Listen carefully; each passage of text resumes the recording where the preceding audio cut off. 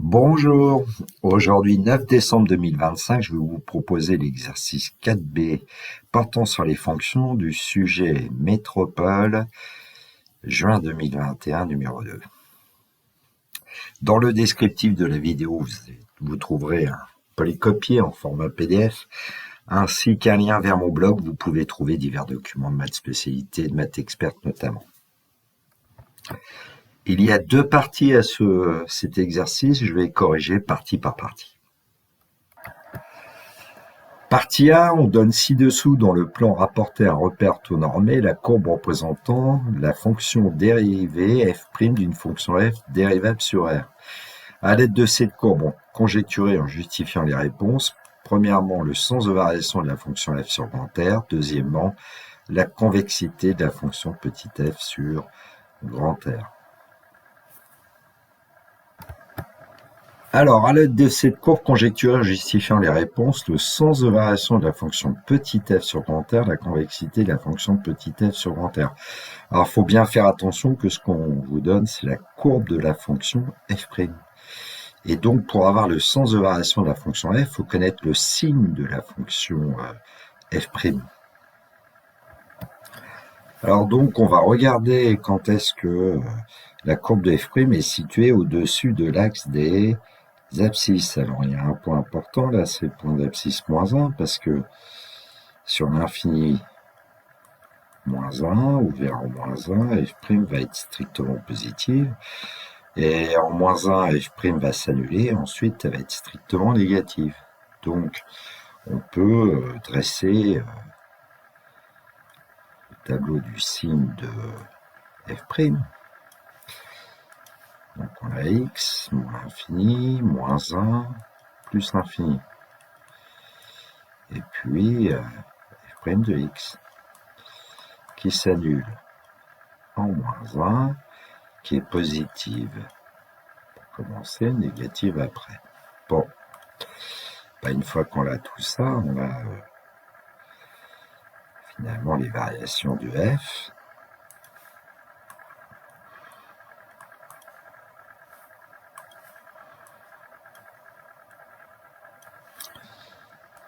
Et puis, on peut même conjecturer les limites de f', on pourrait, de f, on ne sait pas. Alors, bon, le sens de variation de la fonction f sur grand R, pour commencer. Donc, premièrement, eh bien, f est strictement croissante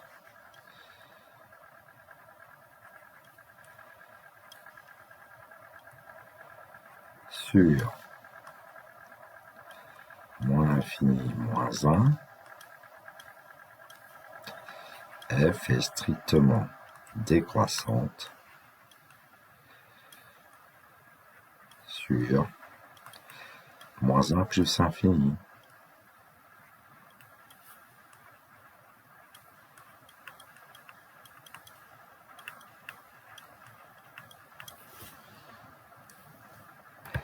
Alors, pour la deuxième question, la convexité de la fonction f sur grand R. Alors, nous, on connaît la courbe de f', mais il s'agit de connaître les variations de la fonction f'. Donc, on va donner le tableau de variation de la fonction f', et puis on va pouvoir conjecturer la convexité. Bon, alors, x, moins l'infini plus infini. Par lecture graphique, la fonction f' est strictement décroissante sur moins l'infini 0.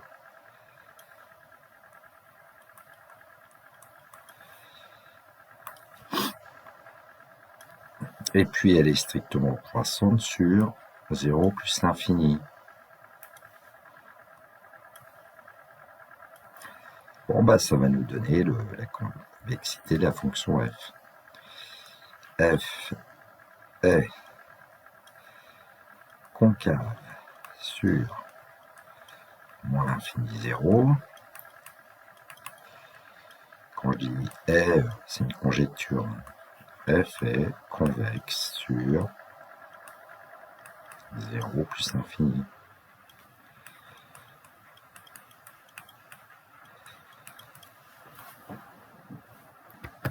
Bon, il semblerait aussi que f' de 0 vaut moins 1, enfin bon. Voilà. Partie B. On admet que la fonction f mentionnée dans la partie A est définie sur grand R par f de x égale x plus 2 facteur d'exponentielle moins x. On note C la courbe représentative de f dans un repère orthonormé au vecteur i, vecteur j.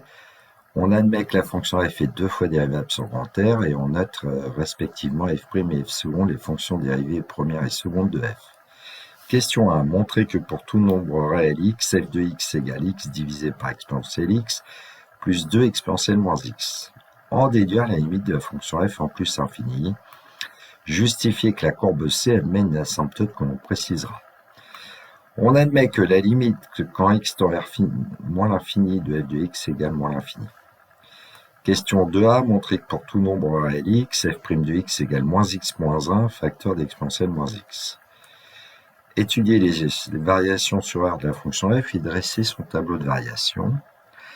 Petit c, montrer que l'équation f de x égale 2 a une solution unique alpha dans l'intervalle moins 2 moins 1, dont on donnera une valeur approchée à 10 moins 1 près. Alors cette question-là, peut-être qu'au bout d'un trimestre, elle est un petit peu délicate si vous n'avez pas vu la notion de continuité. Mais bon, on peut quand même le voir. Question 3, déterminer pour tout nombre réel x l'expression de f seconde de x. Petit b, étudier la convexité de la fonction f. Et petit c, que représente pour la courbe C son point A d'abscisse 0. Évidemment, l'idéal, c'est de prendre papier stylo, d'essayer de répondre aux questions. La correction pour moi dans quelques instants. Question 1 de la partie B, montrer que pour tout nombre réel x, f de x égale x divisé par exponentielle x plus 2 exponentielle moins x.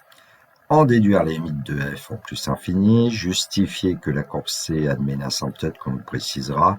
Bon, et puis on admet que limite quand x tend vers moins l'infini de f de x égale moins l'infini, je pense que je vous le démontrerai. Allons-y. Alors, on sait que pour tout réel x, f de x égale x plus 2 exponentielle moins x. On veut montrer que c'est x sur exponentielle x plus 2 exponentielle moins x. Alors, plusieurs façons de faire ici. Je vais partir de ce qu'on connaît. Et puis développer. Donc, on obtient x exponentielle moins x plus 2 exponentielle moins x. Alors, on est quand même sur le bon chemin. On a déjà le deuxième terme. Et puis, pour le premier terme, on sait que exponentielle moins x, c'est 1 divisé par exponentielle x. Bon, donc on va obtenir le résultat qui est voulu ici.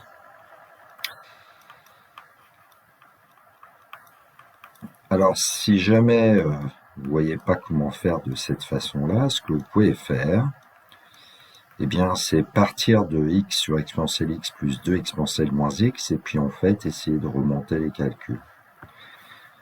Bon. Alors ensuite, on nous dit d'en déduire la limite de la fonction f en plus l'infini. Donc on va quand même rappeler que pour tout réel x, eh bien f de x égale x divisé par exponentielle x plus 2 exponentielle moins x. Alors si on nous a demandé d'établir cette égalité, c'est que certainement c'est plus facile pour trouver la limite de f en plus infini. Alors, je pense que le deuxième terme ne va pas nous poser trop de problèmes. Parce que quand x tend vers plus infini, moins x tend vers moins l'infini, exponentielle moins infini, c'est 0 fois 2, ça fait 0. Et le premier, lui, par contre, eh bien, quand x tend vers plus infini, le numérateur x tend vers plus infini, et le dénominateur aussi, donc on a une forme indéterminée. Mais le cours va venir à notre secours parce qu'on connaît la limite de l'inverse. C'est-à-dire, on sait que la limite quand x tend vers plus l'infini de exponentielle x divisé par x est égale à plus l'infini, ça c'est le cours. On dit que exponentielle x l'emporte sur x en plus infini. Donc, par inverse, eh bien l'inverse de plus infini c'est 0.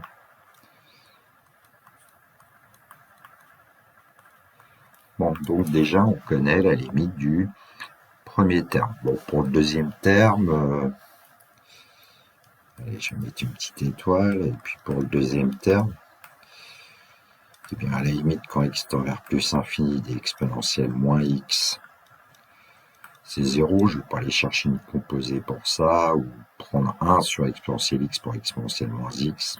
Bon.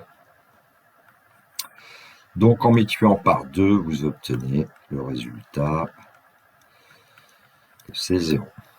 Bon, bah, ensuite, il suffit d'effectuer une somme. Donc, par somme,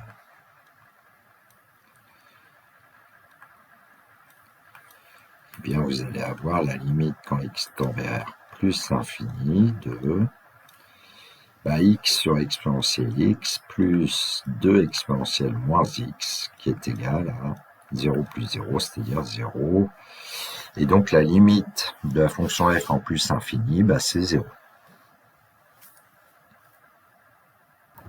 Ensuite, on nous demande de justifier que la courbe C, qui est la courbe représentative de la fonction f, admet une asymptote que l'on précisera, vu qu'on a limite quand x tend vers plus infini de f de x égale 0. Donc, on peut dire que la droite d'équation y égale 0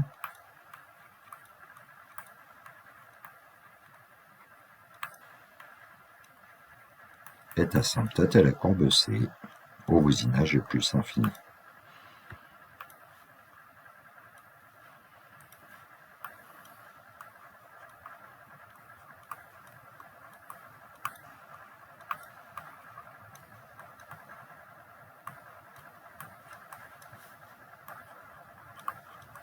Ou en plus infini.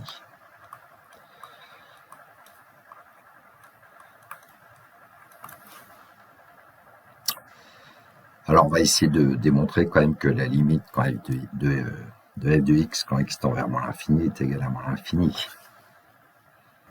Alors, on sait que f de x c'est x plus 2 exponentielle moins x, donc la limite du premier facteur quand x tend vers moins l'infini, c'est moins l'infini. Et puis la limite du deuxième facteur quand x tend vers moins l'infini, eh bien, moins x tend vers plus infini, exponentielle plus infini, c'est plus infini. Et donc, par produit, la limite quand x tend vers moins l'infini de x plus 2 facteur de exponentielle moins x va être égal à moins l'infini, ce qui permet de dire que la limite quand x tend vers moins l'infini de f de x, c'est à moins l'infini. Question 2a, montrer que pour tout nombre réel x, f' de x égale moins x moins 1 facteur d'exponentielle moins x. Alors nous, on connaît f de x, c'est x plus 2 facteur d'exponentielle moins x, c'est un produit f. On peut se mettre sous la formule fois v, et donc on sait que f' c'est u' v plus uv', et donc si vous écrivez u de x égale x plus 2, vous obtenez u' de x égale 1, v de x égale exponentielle moins x. Alors attention, la dérivée exponentielle moins x, c'est moins exponentielle moins x. J'avais des élèves qui commettaient l'erreur d'oublier le signe moins. Bon. Tout le monde fait des erreurs. Je préfère prévenir, c'est tout. Donc on dérive le premier facteur et on multiplie par le deuxième. Et puis on ajoute le premier facteur qu'on multiplie par la dérivée du deuxième. Donc f' de x. Alors on va pouvoir mettre exponentielle moins x en facteur. Bon, je vais le mettre devant, tiens. Et puis on a 1, et puis attention ici, moins x moins 2. Donc f' de x est égal à exponentielle moins x facteur de moins x moins 1, ce qui était le résultat attendu, même si on a écrit le produit différemment. Question 2b, étudier les variations sur le grand R de la fonction f et dresser son tableau de variation. On sait qu'on a besoin du signe de la dérivée de f, le signe de f', et puis ici, vu le résultat qu'on a obtenu, comme exponentielle moins x est strictement positif pour tout réel x, eh bien f' de x a le même signe que moins x moins 1, qui est une fonction affine.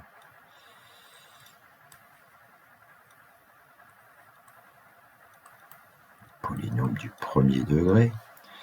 Alors on sait qu'il va s'annuler, donc on va résoudre plutôt une inéquation. Quand est-ce que f' de x est strictement positif ici?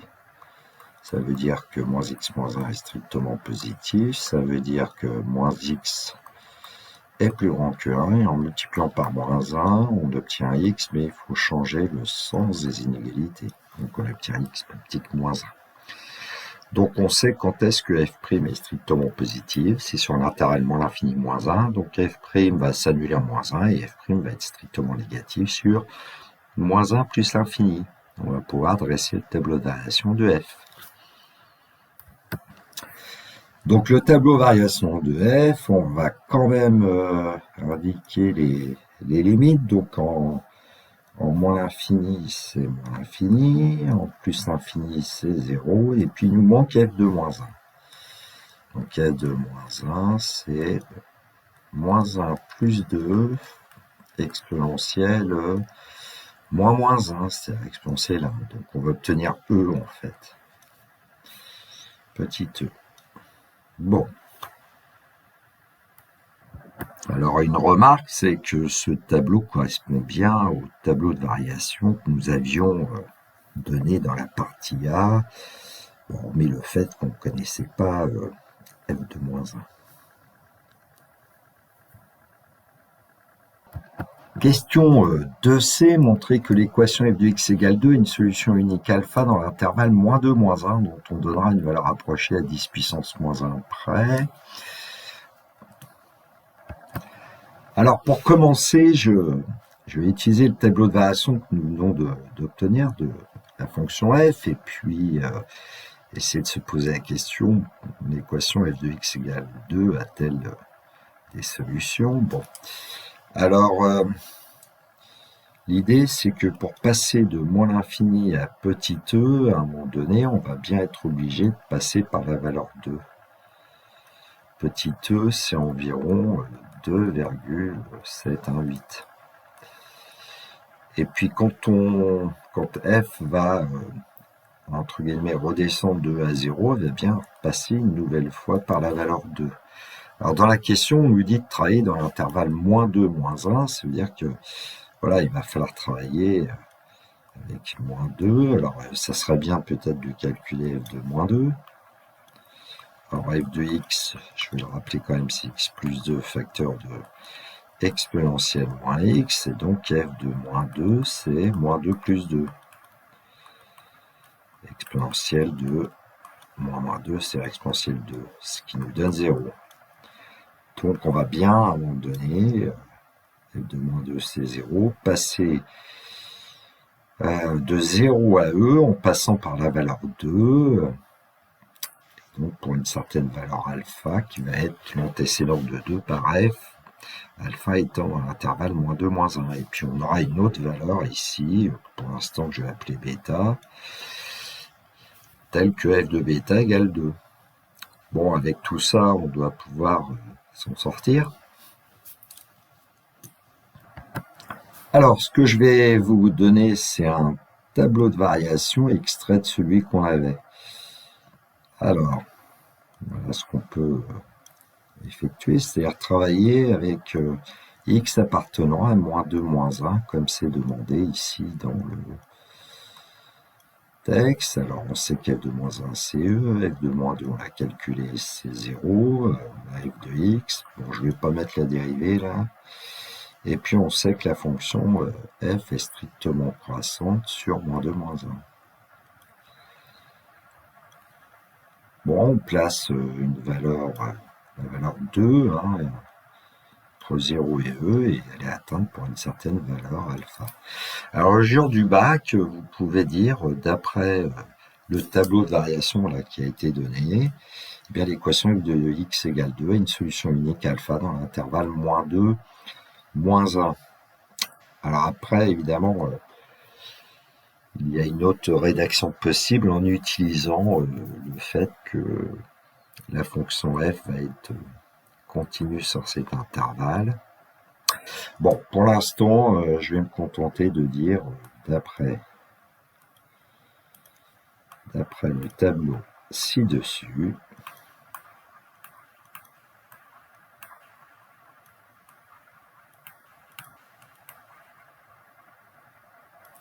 l'équation f de x égale 2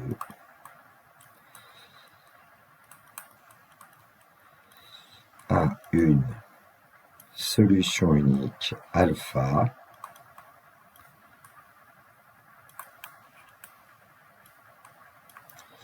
dans l'intervalle moins 2 moins 1, donc appartenant à moins 2 moins 1, je vous l'écris comme ça.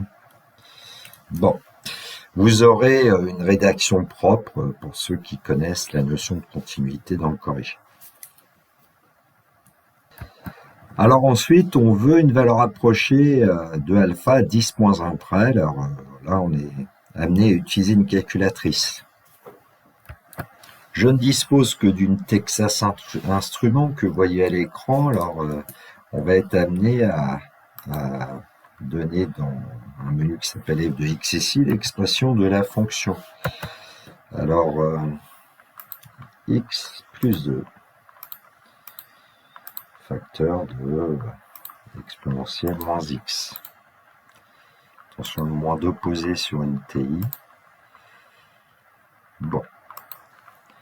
Donc voilà f de x. Alors, on constitue en général un tableau de valeurs. Alors ici, on va démarrer à moins 2, puisque on cherche une solution entre moins 2 et moins 1, et puis prendre un pas de 1 dixième. Et puis, dans la table, on cherche à savoir quand est-ce qu'on dépasse 2, puisque la fonction est croissante. Voilà, là c'est entre moins 1,6 et moins 1,5. Alors si on nous demandait une valeur approchée à 10 puissance moins 2 près, on retourne dans la définition de la table, et puis ici je crois que c'était moins 1,6, une valeur approchée par défaut. Bon, on va vérifier. Et puis ensuite, on prend un pas plus petit de 1 centième. Table. Et donc, quand est-ce qu'on va dépasser 2 au niveau de y1 ? Ben, c'est pour moins 1,59. Donc notre nombre alpha, il est entre moins 1,60 et moins 1,59. Ça lui donnera un encadrement d'amplitude 10-2. Bon, là dans l'énoncé, on nous demande une valeur approchée à 10 moins 1 près. On peut prendre moins 1,6 ou moins 1,5. Bon, visiblement, moins 1,6, c'est quand même une valeur approchée plus intéressante. Essayons de tracer la courbe représentative entre moins 2 et moins 1, en fait, ici. C'est ce qui nous intéresse. Bon. Alors, on a appris un certain nombre de choses. Donc, on sait que l'image de moins 2, c'est 0. Donc là, y' on peut mettre 0. L'image de moins 1 par f, c'est petit e, qui vaut à peu près 2,7. Je vais mettre 3 ici. Bon, là, c'est la graduation, ça n'a pas beaucoup d'importance, c'est grave. Bon, et puis ensuite, dans f de x, ben, ce qu'on peut faire, c'est indiquer la droite d'équation y égale 2, elle va couper la courbe en un seul point ici. Et puis, avec cette calculette, on peut même avoir quasiment les coordonnées de ce point d'intersection. Il suffit de prendre le menu calcul tout en haut et de faire l'intersection entre la première courbe. On va dire oui ici, oui, on peut se rapprocher du point. Oui, c'est entré. Donc là, on obtient x environ égal à moins 1,59, y égale 2. Bon, on peut savoir beaucoup de choses grâce à une calculatrice. On peut vérifier. Bon, avec cette calculatrice, on récupère des valeurs et puis on peut dire que f de moins 1,6 est inférieur à 2, inférieur à f de moins 1,5. Ce qui nous donne f de moins 1,6 inférieur à f de alpha ici. F de alpha vaut 2. Et quand on veut passer aux antécédents, eh bien, il faut faire attention normalement, mais f étant strictement croissante sur l'intervalle moins 2, moins 1, ici on garde le sens des inégalités. De toute façon, on n'a pas le choix, moins 1,6 doit être plus petit que moins 1,5. Donc on peut dire que alpha ici est proche de moins 1,6, vu ce qu'on avait dit sur le fait que l'image de moins 1,6 par f est plus proche de 2 que l'image de moins 1,5. Bon. Alors, retour sur la calculatrice, ça serait bien quand même d'avoir peut-être des valeurs plus intéressantes de x pour pouvoir tracer la courbe sur un intervalle plus important. Alors, je vais créer une table. Alors, donc, pour l'image de moins 3, moins 20, oui. Bon. Puis ensuite, on sait que la valeur maximale, c'est petit e, environ 2,7, puis après, on se rapproche de 0. Bon, alors peut-être moins 2,5, ça serait mieux. Je vais définir la table à partir de moins 2,5. On va voir ce que ça nous donne au niveau des Y. Moins 6. Bon, ça permet de régler la fenêtre, ça. Fenêtre. Allez. Moins 2,5. Alors là, on va aller vers, je sais pas, 2,5 par exemple, on verra bien. Ensuite, Y min moins 7, vu qu'on avait vu une valeur apparaître à moins 6, etc. Bon, puis après on change rien, graphe. Bon, ben, on obtient notre courbe représentative de la fonction f sur l'intervalle moins 2,5, 2,5. Bon, on retrouve que la droite d'équation y égale 2 coupe la courbe en 2 points. Alors apparemment, le deuxième point, ben, son abscisse est 0. Ça voudrait dire que bêta vaut 0. C'est-à-dire que f de 0 vaut 2, ce qui est le cas. Bon. Alors ensuite, on va passer au problème de la convexité. Alors, on peut peut-être, sur cette courbe représentative, émettre une conjecture. On va avoir quand même le sentiment que sur l'intervalle moins l'infini 0, f est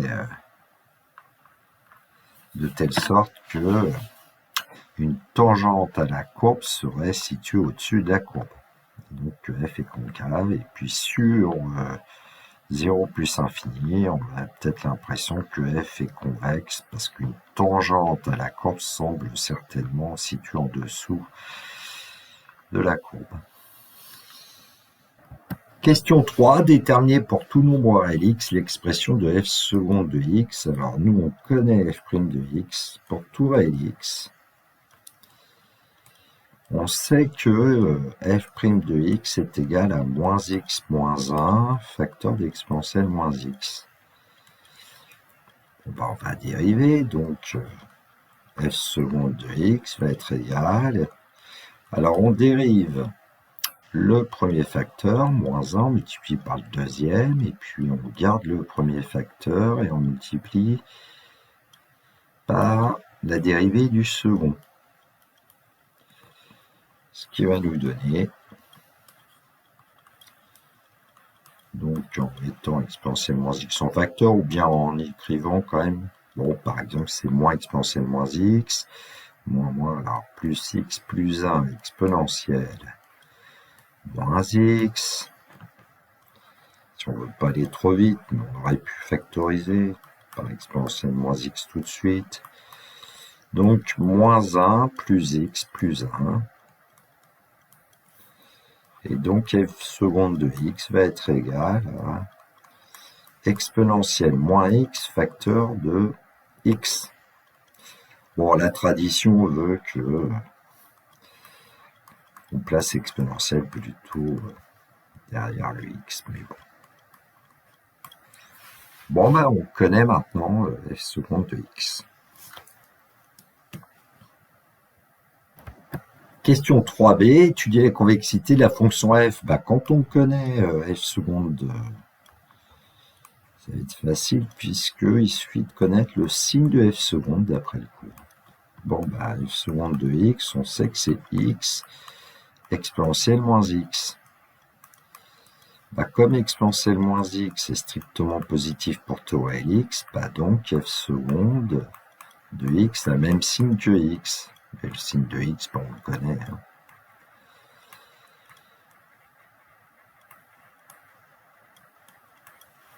Bon, on va quand même donner le signe de f seconde. X moins l'infini. Bah, ici, c'est en 0 que la dérivée seconde va s'annuler. Et puis, quand x est positif, bah, f seconde de x est positif. Et quand x est négatif, f seconde de x est négatif. Bon, bah, on a tout ce qu'il faut pour dire quand est-ce que la fonction f est convexe, quand est-ce qu'elle est concave. Alors, f seconde est négative sur moins l'infini 0. Donc, f est concave sur moins l'infini 0.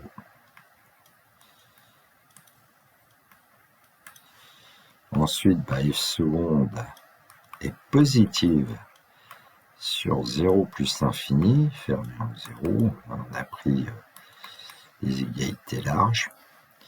Donc, f est convexe sur 0 plus infini. Bon, et puis une remarque quand même. F seconde s'annule une seule fois en 0 en changeant de signe.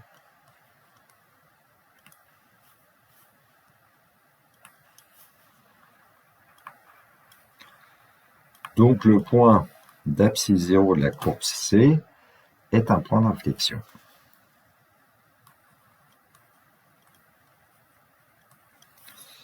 Donc la courbe C possède à un seul point d'inflexion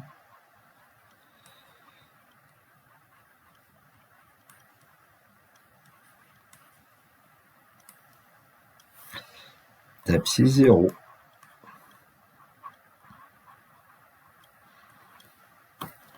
Et puis son ordonnée, ça sera 2 puisque f de 0 vaut 2.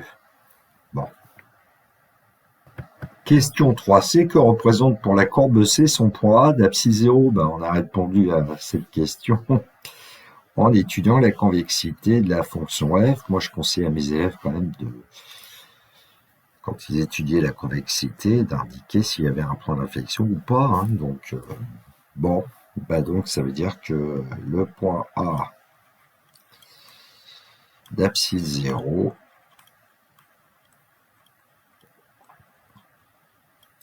de la courbe C est un point d'inflexion de cette courbe.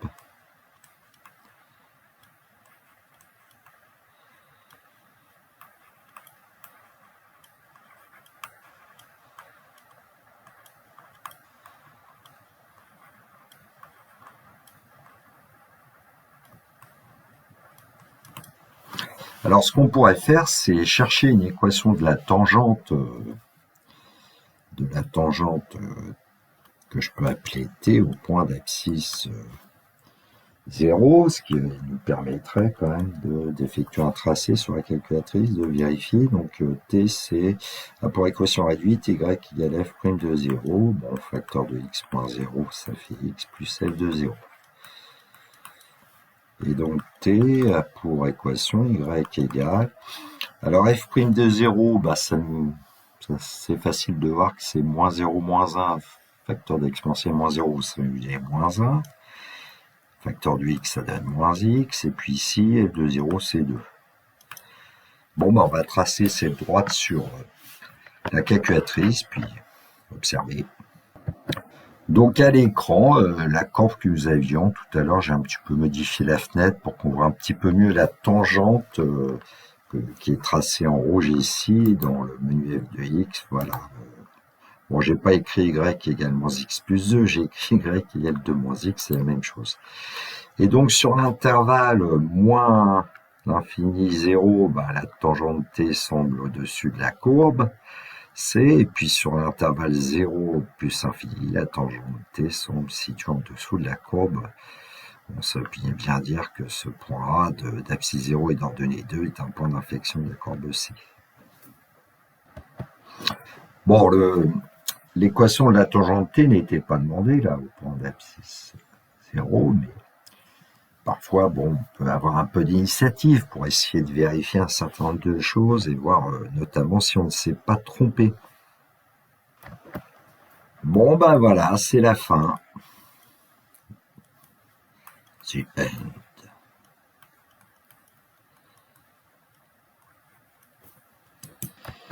Voilà, cette vidéo est terminée pour moi. Il me reste à vous souhaiter une très belle journée. Surtout, prenez bien soin de vous. Que la force soit avec tous ceux qui étudient. Au revoir.